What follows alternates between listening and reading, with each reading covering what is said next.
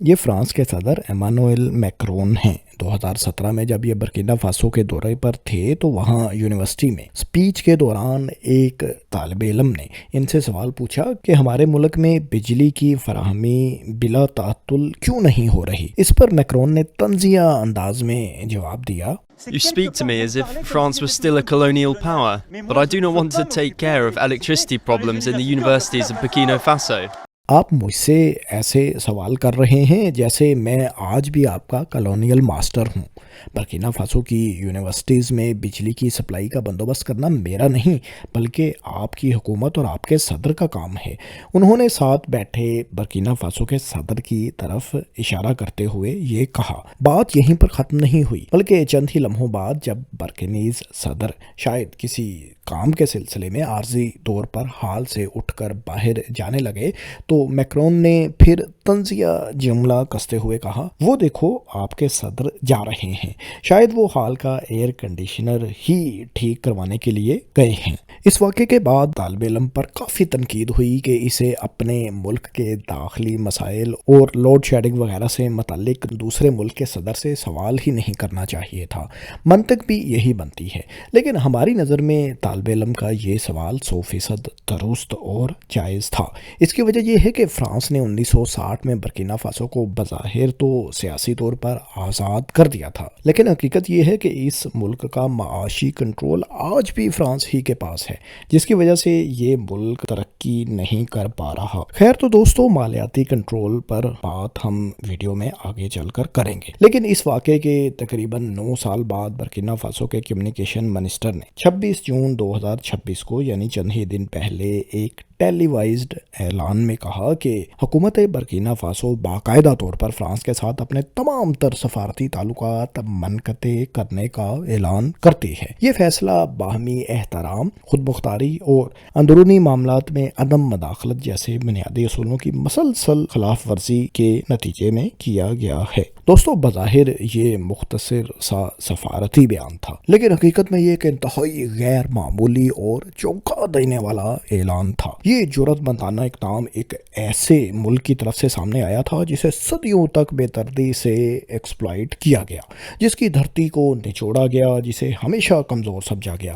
یہ اعلان اس بات کا ثبوت تھا کہ برکینا فاسو کے وسائل پر اب اس کا اپنا کنٹرول ہے اور اس کی تقدیر کے فیصلے پیرس میں نہیں بلکہ اوگاڈوگو میں ہوں گے۔ لہٰذا یہ سوال پیدا ہوتا ہے کہ آخر برکینا فاسو میں ایسا کیا بدل گیا ہے کہ وہ اپنے کالونیل ماسٹر کی آنکھوں میں آنکھیں ڈال کر اب بات کر رہا ہے؟ کیا یہ صرف ایک جذباتی فیصلہ تھا یا اس کے پیچھے کوئی گہری تدبیر یا اسٹریٹجی بھی چھپی ہوئی ہے؟ ان سوالات کا جواب برکینا فاسو کے شدید ترین سیکیورٹی بحران میں موجود ہے، جس نے ملک کو تباہی کے دہانے پر پہنچا دیا تھا۔ برکینا فاسو 1960 میں فرانس سے بظاہر تو آزاد ہو گیا تھا، لیکن 2013 میں فرینچ فوج دہشت گردی اور شدت پسندی کے خاتمے کا بہانہ کرتے ہوئے ایک بار پھر اس خطے میں آن ٹپکی تھی۔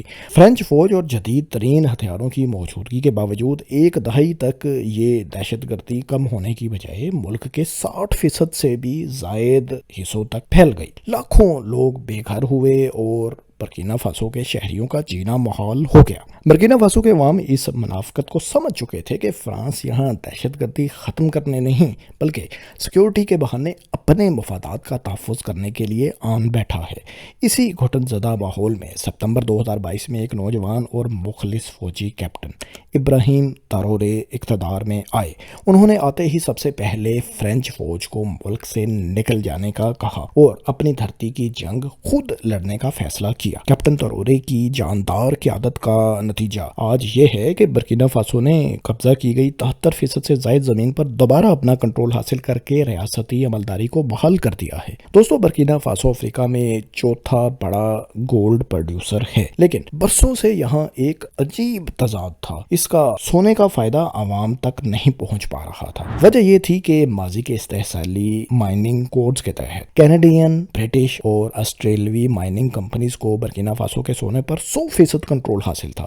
یہ غیر ملکی کمپنیز یہاں سے خام سونا نکال کر سیدھا UAE، سوئٹزرلینڈ یا یورپ کی ریفائنریز میں لے جاتی تھی۔ کمپنیز نے سوشل رسپانسبلٹی یعنی مقامی آبادی کی فلاح و بہبود کے نام پر اس دھرتی کو کبھی کچھ نہیں دیا، بلکہ جہاں مائننگ ہوا کرتی تھی وہاں کے لوگ پینے کے صاف پانی اور بنیادی صحت کی سہولتوں تک کو ترستے تھے، جبکہ سارے کا سارا منافع باہر دوسرے ممالک میں چلا جاتا تھا۔ ابراہیم ترورے نے اقتدار میں آتے ہی فرینچ فوج کو ملک سے نکالا، اس معاشی لوٹ مار کو ختم کرنے کے لیے اقدامات کیے۔ انہوں نے مائننگ قوانین میں سخت تبدیلیاں کی۔ 2026 تک ملک کی 15 بڑی سونے کی کانوں میں سے 6 کانوں کو مکمل طور پر قومی تحویل میں لے لیا۔ اب سونے کی صنعت کا 50% سے زائد حصہ براہ راست برکینا فاسو کی ریاست کی ملکیت بن چکا ہے۔ لیکن اس سے بھی بڑا اور انقلابی قدم دارالحکومت اوگادوگو میں ملک کی پہلی بڑی قومی گولڈ ریفائنری کا قیام تھا۔ اس ریفائنری کو بنانے کا مقصد یہ تھا کہ خام سونا باہر بھیجنے کی بجائے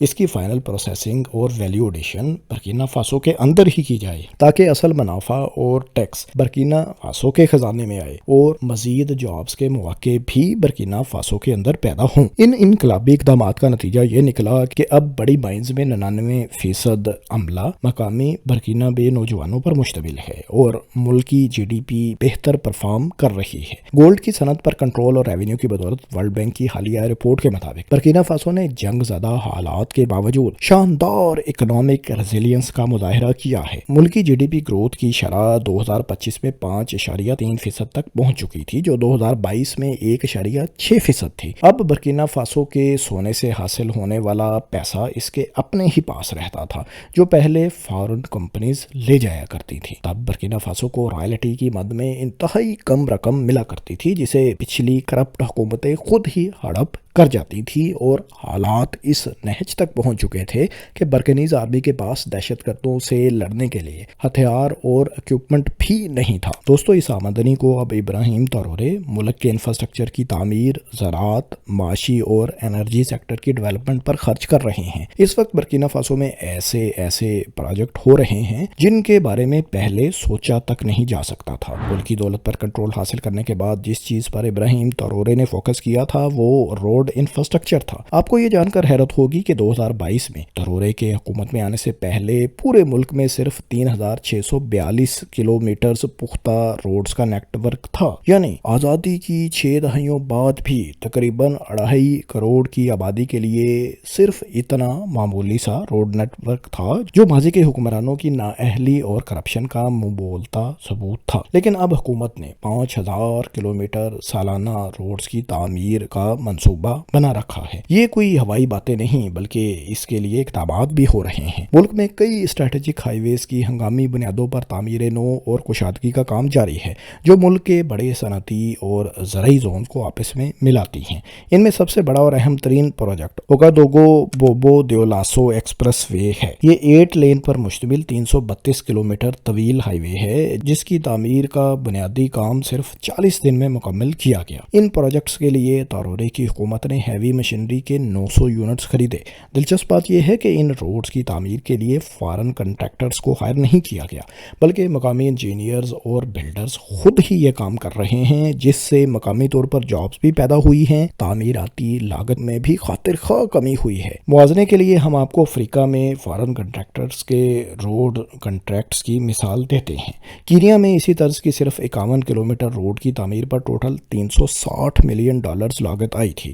یہ فی کلومیٹر کے حساب سے $7.2 ملین بنتے ہیں، جس کا زیادہ تر حصہ بیرونی قرضوں پر بھی مشتمل تھا۔ لیکن دوسری طرف ابراہیم ترورے نے 332 کلومیٹر روڈ اسٹیٹ ریونیو سے تعمیر کی ہے، اور اس سڑک کی لاگت فی کلومیٹر صرف $1.07 ملین بنتی ہے۔ یعنی برکینا فاسو کینیا سے 6 گنا بڑی ہائی وے فی کلومیٹر کے حساب سے 7 گنا کم لاگت میں تعمیر کر رہا ہے۔ بات صرف سڑکوں تک محدود نہیں، بلکہ ابراہیم ترورے اچھی طرح جانتے ہیں کہ برکینا فاسو کو اپنے پیروں پر خود کھڑا ہونا ہے تو بیرونی سرمایہ کاروں کو بھی ملک میں لانا پڑے گا، اور اس کے لیے بین الاقوامی معیار کا بزنس انفراسٹرکچر ہونا بھی ضروری ہے۔ اسی ویژن کے تحت اب دارالحکومت اوگادوگو کے بزنس ڈسٹرکٹ میں غیر معمولی فلک بوس کمرشل پروجیکٹس پر کام شروع کر دیا گیا ہے، جن میں سب سے بڑا اور انقلابی منصوبہ برکنڈی بزنس سینٹر کی تعمیر ہے۔ پبلک پرائیویٹ پارٹنرشپ سے بننے والا $532 ملین بلین ڈالر کا یہ میگا پروجیکٹ 4.6 ہیکٹرز کے وسیع رقبے پر پھیلا ہوا ہے۔ یہ ملکی تاریخ کا پہلا 35 منزلہ اسکائی اسکریپر ہے۔ مرکزی فلیگ شپ ٹاور کے ساتھ ہی کئی اور کثیر المنزلہ آفس بلاکس، ٹاورز اور ایک بہت بڑا شاپنگ مال بھی بنایا جا رہا ہے۔ اس پورے کمپلیکس میں ہزاروں ورک اسپیسز، ہزاروں رہائشی اپارٹمنٹس تعمیر کیے جائیں گے جو دارالحکومت کے پورے نقشے کو بدلنے کے ساتھ ساتھ ہزاروں مقامی نوجوانوں کے لیے روزگار کے مواقع بھی اس سے پیدا ہوں گے۔ یہ تمام کمرشل اور بزنس ہبز اس لیے بنائے جا رہے ہیں تاکہ دنیا بھر کی بڑی کمپنیز کو ایک محفوظ، جدید اور سازگار ماحول فراہم کیا جا سکے۔ برکینا فاسو خام مال برآمد کرنے والے ایک پسماندہ ملک کے روایتی تاثر سے نکل کر افریقہ کا نیا ماڈرن بزنس سینٹر بن کر ابھرے۔ انفراسٹرکچر اور تجارتی مرکز کی شاندار بحالی کے ساتھ ساتھ ابراہیم ترورے نے جس دوسرے بڑے محاذ پر انقلاب برپا کیا ہے وہ ہے زراعت کا شعبہ۔ ترورے کا ماننا ہے کہ کوئی بھی ملک تب تک حقیقی معنوں میں آزاد نہیں ہو سکتا جب تک وہ غذائی طور پر خود کفیل نہ ہو جائے اور اسے بیرونی امپورٹس پر خوراک کے معاملے میں انحصار کرنا پڑے۔ حکومت نے زراعت کو ملکی بقا کی جنگ قرار دیتے ہوئے صدارتی زرعی اقدام کے تحت ہنگامی بنیادوں پر کام شروع کیا۔ اس انقلابی زرعی مہم کے تحت حکومت نے ملکی تاریخ میں پہلی بار کسانوں اور زرعی کوآپریٹیوز میں 13,000 سے زائد خصوصی زرعی کٹس، سینکڑوں جدید ٹریکٹرز، پاور ٹلرز اور موٹر پمپس بالکل مفت تقسیم کیے ہیں۔ حیران کن بات یہ ہے کہ ان جدید مشینریوں اور واٹر پمپس کی فراہمی کے لیے غریب کسانوں سے کوئی رقم چارج نہیں کی گئی۔ ان تمام قیمتی زرعی آلات اور مشینری کی خریداری کے لیے بھاری فنڈز کسی بیرونی قرضے یا IMF کی استحصالی شرائط سے نہیں لیے گئے، بلکہ یہ مکمل طور پر سونے کی صنعت سے حاصل ہونے والے خالص سرکاری ریونیو اور مقامی طور پر قائم کیے گئے دیگر فنڈ سے ادا کیے گئے ہیں۔ حکومتی سرپرستی کا نتیجہ یہ نکلا ہے کہ برکینا فاسو کی دھرتی پر اب باجرے، ٹماٹر، کپاس اور چاول کی پیداوار میں ریکارڈ اور نمایاں اضافہ ہو رہا ہے۔ کسانوں کی محنت کو مزید کارآمد بنانے کے لیے ترورے حکومت نے صرف فصلیں اگانے پر اکتفا نہیں کیا بلکہ خام مال کی سستی برآمد روکنے اور ملک کے اندر ہی ویلیو ایڈیشن کرنے کے لیے ڈیڈوگو کے مقام پر $5 ملین کی لاگت سے ایک یونٹ تعمیر کیا گیا ہے جو سالانہ 15,000 ٹن مکئی کو آٹے اور جانوروں کی فیڈ میں تبدیل کرنے کی صلاحیت رکھتا ہے۔ دوستو یہ تو چند مثالیں تھیں، اس کے علاوہ اب ملک میں فش فارمز، کینالز کا نیٹ ورک، فیفا کے بین الاقوامی معیار کے اسٹیڈیمز بھی بنائے جا رہے ہیں تاکہ نوجوانوں کو عالمی سطح پر کھیل کے مواقع مل سکے۔ کرپشن کے خاتمے اور حکومتی نظام میں شفافیت لانے کے لیے پورے ملک کے سسٹم کو ڈیجیٹلائز بھی کیا جا رہا ہے۔ ایجوکیشن سسٹم کو جدید خطوط پر استوار کرنے کے لیے تعلیمی معیار میں غیر معمولی بہتری لائی جا رہی ہے اور ملک کے اہم بڑے شہروں کی صفائی اور بیوٹیفیکیشن کے لیے ہنگامی اقدامات کیے جا رہے ہیں۔ ان تمام کاموں کے لیے برکینا فاسو کے لوگ کسی بیرونی مدد کا انتظار نہیں کرتے بلکہ اپنی دھرتی کو بدلنے کے لیے رضاکارانہ طور پر بھی اور انتہائی فخر کے ساتھ دن رات کام کر رہے ہیں۔ برکینا فاسو کی بدلتی ہوئی تقدیر کے بارے میں جاننے کے بعد اب یہ جانتے ہیں کہ برکنیز طالب علم کا فرینچ صدر ایمانوئل میکرون سے سوال کرنا کیوں درست تھا۔ جیسا کہ آپ جان چکے کہ برکینا فاسو کو 1960 میں فرانس سے بظاہر تو آزادی مل گئی تھی لیکن حقیقت میں وہ آج بھی فرانس کے معاشی اور مالیاتی کنٹرول میں ہی جکڑا ہوا ہے۔